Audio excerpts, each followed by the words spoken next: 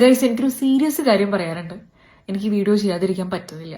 അതാണ്, ഇന്ന് എന്റെ കോളേജിലെ കലോത്സവമായിരുന്നു. ഞാൻ കേരള നടനം എന്ന് പറയുന്ന ഐറ്റത്തിനാണ് പങ്കെടുത്തത്. ഈ കേരള നടനം എന്ന് പറയുന്ന സംഭവത്തിൽ ഡിപ്ലോമ ചെയ്തിട്ടുണ്ട്. അതായത് 1 ഇയർ കോഴ്സാണ്, ഗവൺമെന്റിന്റെ കോഴ്സാണ്. നടനഗ്രാം എന്ന് പറയുന്ന സ്ഥലത്ത് ഈ കേരള നടനത്തിന്റെ ഉത്ഭവം എന്ന് പറഞ്ഞു കഴിഞ്ഞിട്ടുണ്ടെങ്കിൽ അവിടെ നിന്നാണ് ഞാൻ എന്തെടുത്തത്, ഡിപ്ലോമ ചെയ്തത്. ഞാൻ കോളേജിൽ കയറി ഡാൻസ് ഒക്കെ കളിച്ച് ഇന്ന് എന്റെ ഐറ്റം കഴിഞ്ഞ് ഞാൻ തിരിച്ചറിയുമ്പോൾ റിസൾട്ട് അനൗൺസ് ചെയ്തു. എനിക്ക് 3rd. ഓക്കെ, ഒരു സീനില്ല, എനിക്ക് ഡി സോണിൽ കയറി പോവാനായിട്ട് പറ്റാത്തതിന്റെ വിഷമമൊന്നുമില്ല.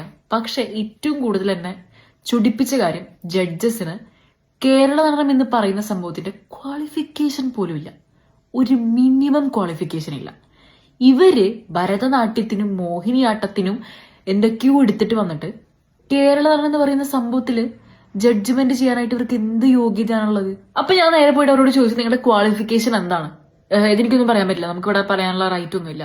ശരി, ഞങ്ങൾ പോട്ടെ, ഞങ്ങളിത് സംസാരിക്കാൻ പാടില്ല. എന്ത് സംസാരിക്കാൻ പാടില്ല എന്ന് എന്റെ ഫോൾട്ട് ഞാൻ അവരോട് ചോദിച്ച് അവർ പറയേണ്ട റൈറ്റ് ഇല്ലേ? അപ്പീല് കൊടുക്കുന്നു പറയുന്നുണ്ട്. എന്ത് മാങ്ങ അപ്പീല് കൊടുത്തിട്ട് എനിക്ക് അറിയേണ്ടത് എന്റെ ഫോൾട്ട് എന്താണ് എന്ന് എനിക്ക് ജഡ്ജസിനോട് ചോദിക്കാനുള്ള റൈറ്റ്സ് ഇല്ല. ഇപ്പൊ ഇവിടെ മാത്രം നടക്കുന്നല്ല, എല്ലാ സ്ഥലത്തും ഒന്നെങ്കിൽ പൈസ വാങ്ങിയിട്ട്, അല്ലെങ്കിൽ ഈ പറഞ്ഞ ഈ ജഡ്ജിന്റെ ഫ്രണ്ടായിരിക്കും ഒരു കുട്ടീന്റെ ടീച്ചർ. അപ്പൊ ഇവരെന്തായി, ഇവര് ഫുള്ളും അങ്ങോട്ടും ഇങ്ങോട്ടും കളികള്. ബാക്കിയുള്ള ആൾക്കാരൊക്കെ പൊട്ടന്മാരാണല്ലോ. ഇനിയെങ്കിലും നിർത്തിക്കൂടെ? കുറെ കാലമായില്ലേ ഈ നാണം കെട്ട പരിപാടി. ഇത് കാണുന്നത് നിങ്ങൾ വിചാരിക്കുന്നുണ്ടാവും ഇതൊക്കെ ഇത്ര വലിയ സീരിയസ് ആക്കേണ്ട കാര്യമുണ്ടോന്ന്. എടാ, നമ്മുടെ കലയാണ്. ഞങ്ങൾ ഈ ചെറുപ്പം തൊട്ടേ പഠിക്കുന്ന ഒരു സംഭവമാണ്. നമുക്ക് എന്താ പറയാ, അത്രയും നമ്മുടെ കഴിവുകൾ കാണിക്കാൻ പറ്റുന്ന സ്ഥലത്ത് നമ്മളെ തള്ളിക്കളയുമ്പോൾ ഉണ്ടാകുന്നൊരു വിഷമം അത്രേ ഉള്ളൂ. അല്ലാതെ നമുക്ക് പ്രൈസ് കിട്ടണം എന്നൊന്നും വിചാരിച്ചിട്ടൊന്നുമല്ല.